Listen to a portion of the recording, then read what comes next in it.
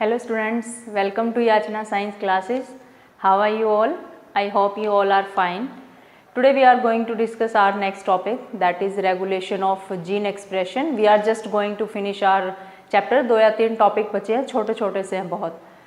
तो regulation of gene expression में हम क्या करने वाले हैं, as name is telling that gene expression, जब भी कोई जीन एक्सप्रेस होती है तो डेफिनेटली या यू कैन से जनरली कोई पॉलीपेप्टाइड बनाती है, कोई प्रोटीन बनाती है. ठीक है, तो वो जो जीन एक्सप्रेस हो रही है उसका रेगुलेशन कैसे होगा, इसी को क्या बोला जाता है, regulation of gene expression. Regulation of gene expression takes place at many level. It can takes place at transcription level, can takes place at post transcription level and splicing is there, can take place at translational level. It is in eukaryotes. ये eukaryotes की मैंने बात की है, but in NCERT only regulation of gene expression is given of prokaryotes. तो हमें सिर्फ prokaryotes के बारे में पढ़ना है, regulation of gene expression. Prokaryotes में हमने टॉपिक करना है lac operon. Lac operon, lac word is used for lactose. Lac word lactose sugar के लिए यूज हुआ है. ओपेरोन के बारे में हम आगे बात करेंगे जब मैं तुम्हें बताती हूँ कि ओपेरोन क्या होता है.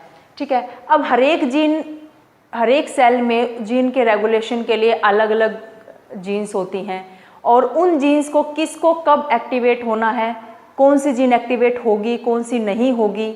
अब जैसे हेयर कलर की जीन है वो हम सब में सेम है, ठीक है, बट किसी के ब्राउन हेयर है वो एक्टिवेट हो रखी है ब्राउन हेयर के लिए, किसी में नहीं एक्टिवेट हो रखी है. तो इसी को रेगुलेशन बोला जाता है. कौन सी जीन कब एक्टिवेट होगी कब इनएक्टिवेट होगी, that is known as regulation.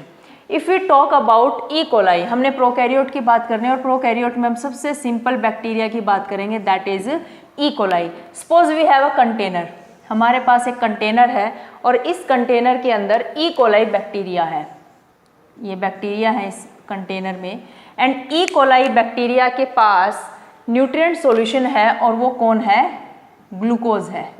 कौन है, ग्लूकोज इसके लिए फूड है. ई कोलाई के लिए ग्लूकोज फूड है. ठीक है, तो ई कोलाई फूड खाता रहता है, इसकी जनरेशन बढ़ती रहती है, ग्लूकोज फिनिश होने लग जाता है. तो हम क्या सोचते हैं कि हम क्या करते हैं, लैक्टोज ऐड कर देते हैं. इस ग्लूकोज की जगह हम लैक्टोज डाल देते हैं. तो लैक्टोज डाल तो दिया है बट ई कोलाई के अंदर वो जीन एक्टिवेट नहीं है जो लैक्टोज को डाइजेस्ट करने वाली है, जो लैक्टोज का ब्रेकडाउन करती है वो जीन एक्टिवेट नहीं है किसमें, ई कोलाई को. अब हमने उसी जीन को एक्टिवेट करना है. समझ रहे हो व्हाट वी आर टॉकिंग, कि ग्लूकोज फिनिश हो गया है, अब हमने लैक्टोज फूड डाल दिया है और ई कोलाई की सेल इस चीज़ को परमिट नहीं कर रही है कि लैक्टोज उसकी बॉडी के अंदर एंटर करे, क्योंकि उसकी बॉडी में वो जीन एक्टिवेट नहीं हुई है जो लैक्टोज का ब्रेकडाउन करेगी, लैक्टोज का डाइजेशन करेगी. तो अब हमने उस जीन को एक्टिवेट करना है. Okay, let's see how will do. हम एक बड़ा सा ई कोलाई बैक्टीरिया बना लेते हैं. This is E coli. ठीक है, इस ई कोलाई के अंदर न्यूक्लियस है और न्यूक्लियस में हम डीएनए का एक पार्ट कट कर लेते हैं. हमने डीएनए का ये पार्ट कट कर लिया है. ठीक है, डीएनए के इस पार्ट के अंदर 3 जीन हैं. इन 3 जीन का नाम है ZYA. ठीक है, ZYA से आगे फिर एक जीन है यहाँ पर, इसका नाम है ऑपरेटर. एंड यू नो कि जीन से आगे हमेशा कोई प्रोमोटर लगा होता है और यहाँ पर लगा है एक प्रोमोटर. ठीक है, प्रोमोटर से आगे फिर से एक जीन है और इस जीन का नाम है आई जीन. ठीक है, अब हर एक जीन के आगे प्रोमोटर लगा होता है, इस आई जीन के आगे भी इसका प्रोमोटर लगा हुआ है. कौन लगा हुआ है, प्रोमोटर. ठीक है, और ये कौन था, ऑपरेटर को हम सपोज ओ से लिख देते हैं कि ये क्या है, ऑपरेटर है. ठीक है, this is a part of DNA और इस डीएनए में ये 3 जीन हैं ZYA. इन तीनों जीन को बोला जाता है स्ट्रक्चरल जीन. इसको क्या बोला है, स्ट्रक्चरल जीन. ठीक है, स्ट्रक्चरल जीन के आगे उनका ऑपरेटर है, प्रोमोटर है, ये आई जीन है, आई जीन के आगे इसका प्रोमोटर है. And you know very well that ये 3 जीन है, ये डीएनए है, तो डीएनए से यहाँ पर क्या बनने वाला है, एमआरएनए बनेगा। एमआरएनए से क्या बनती है, प्रोटीन। सपोज ये एमआरएनए है और इस एमआरएनए से ये इस तरह से एक तो ये और एक ये और एक ये, इन तीनों रीजन से 3 जीन है और एमआरएनए के इन तीनों रीजन से क्या बनने वाली है, प्रोटीन बनने वाली है। ठीक है, सपोज इससे एक प्रोटीन बनेगी, इस वाले पार्ट से एक प्रोटीन बनेगी और इस वाले एक पार्ट से, इधर से ये प्रोटीन बन गई है, ये बन गई और यहाँ से ये प्रोटीन बन गई, 3 प्रोटीन बन गई है, पॉलीपेप्टाइड चेन। इन तीनों के नाम क्या क्या हैं, देखो इसका नाम है बीटा गैलेक्टोसाइडेज, इस प्रोटीन का नाम है परमिएज, इस प्रोटीन का नाम है ट्रांस एसिटाइलेज। एंजाइम है ये एक तरह से, ट्रांस एसिटाइलेज एंजाइम है। देखो ध्यान से सुनो, अब 3 स्ट्रक्चरल जीन है, डीएनए का पार्ट है, डीएनए से एमआरएनए बना, एमआरएनए से प्रोटीन बनी, ये ट्रांसक्रिप्शन हुआ, ट्रांसलेशन हुआ, 3 प्रोटीन बनी, beta galactosidase, permease, transacetylase. ठीक है, अब ये काम कब हो रहा है, जब लैक्टोज है। अब देखो यहाँ पर ग्लूकोज था तो इसको कोई, इस चीज़ का कोई मतलब नहीं था, अब हमने यहाँ लैक्टोज डाल दिया था, लैक्टोज को डाइजेस्ट करने के लिए प्रोटीन चाहिए, डाइजेस्ट करने के लिए एंजाइम चाहिए है और वो जीन एक्टिवेट होनी चाहिए, हमने जीन को एक्टिवेट किया, एमआरएनए बन गया, एमआरएनए से प्रोटीन बन गई है। बीटा गैलेक्टोसाइडेज क्या करती है, इट डाइजेस्ट लैक्टोज, ये क्या करता है एंजाइम, लैक्टोज को डाइजेस्ट करता है।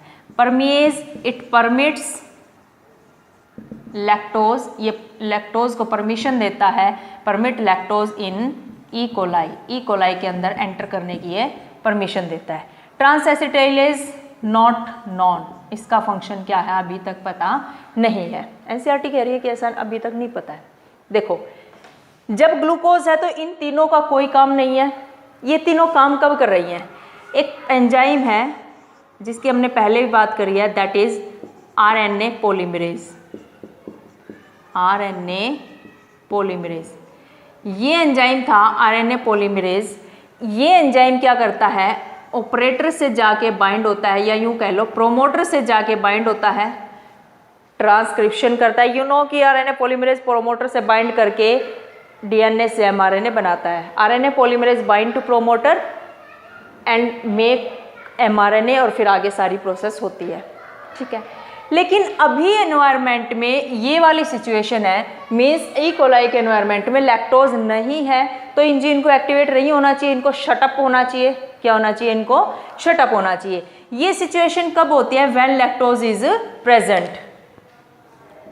व्हेन लैक्टोज प्रेजेंट, जब लैक्टोज प्रेजेंट होता है तो ये सिचुएशन होती है। और ये सिचुएशन कैसे होती है, लैक्टोज प्रेजेंट होता है तो ये सब बनता है। अब लैक्टोज नहीं है, सपोज सिर्फ ग्लूकोज है, लैक्टोज नहीं है, तो ये सारा काम रुक जाना चाहिए, इसको शटअप हो जाना चाहिए, स्विच ऑफ हो जाना चाहिए। और वो स्विच ऑफ कैसे होगा, देखो इसको हटा देते हैं। स्विच ऑफ होगा जब, स्विच ऑफ होने के लिए जो आई जीन है ये आरएनए बनाएगी, आई जीन मेक आरएनए, ये सारा काम नहीं हो रहा है, ये सारा कुछ नहीं हो रहा है, सपोज इसको अभी के लिए इग्नोर कर दो। आई जीन आरएनए बनाएगी, इस आरएनए से एक इनहिबिटर बन जाएगा, बड़ा ही खड़ूस सा इनहिबिटर बनेगा, इसका नाम है इनहिबिटर और रिप्रेसर। नाम से ही पता चल रहा है समथिंग विल बी इनहिबिट और समथिंग विल बी रिप्रेस। ये क्या करता है, it go and bind to operator, ये ऑपरेटर पे जाके बाइंड हो जाता है and stop mRNA, sorry stop RNA polymerase, RNA polymerase को रोक देता है टू बाइंड टू प्रोमोटर, कि ये प्रोमोटर से बाइंड ना हो, आरएनए पॉलीमरेज को रोक देता है कि you stop, you don't go to bind to promoter, promoter से बाइंड नहीं होने देगा। जब ये आरएनए पॉलीमरेज को प्रोमोटर से बाइंड नहीं होने देगा, देन व्हाट विल हैपन, अगर इस प्रोमोटर से आरएनए पॉलीमरेज बाइंड नहीं होगा, then no transcription, no translation and no digestion of lactose. जब लैक्टोज नहीं है एनवायरनमेंट में तो इंजीन का कोई काम नहीं है, क्यों फालतू में एनर्जी वेस्ट की जाए। तो आई जीन एक्टिवेट होके इनहिबिटर और रिप्रेसर बना देगी which will bind to operator and stop RNA polymerase to bind to promoter so that no transcription and no translation takes place. Clear. अब हमने क्या किया है, इस ई कोलाई के सॉल्यूशन में ग्लूकोज फिनिश हो गया है, glucose is finished in E coli solution and E coli को तो फिर फूड चाहिए ना, इसको तो फूड चाहिए। Then what we have done कि चलो ग्लूकोज फिनिश हो गया, हम यहाँ पर क्या डाल देते हैं, लैक्टोज डाल देते हैं। Now lactose is there for E coli, E coli के पास अब क्या है, लैक्टोज आ गया है। अब लैक्टोज आ गया है तो what will happen,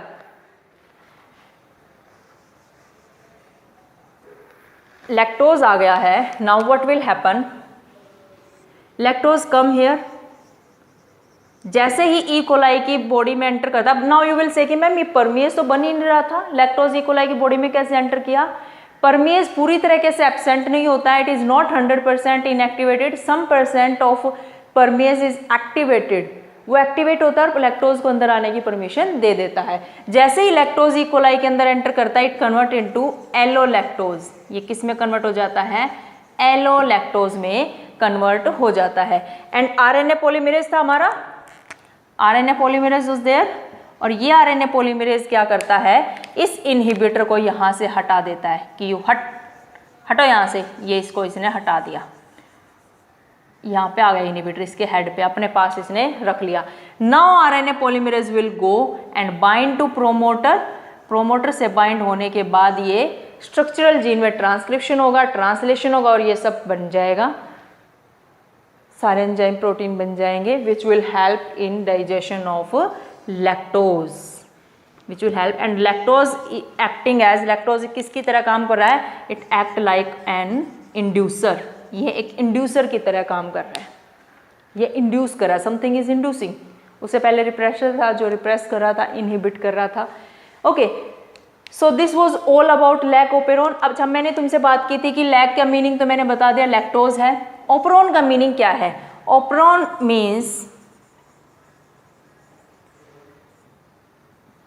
means structural gene plus regulators, ये स्ट्रक्चरल जीन है ZYA और इनके रेगुलेटर ऑपरेटर प्रोमोटर वगैरह वगैरह, इस सारे को मिला के क्या बोला जाता है, ओपेरोन।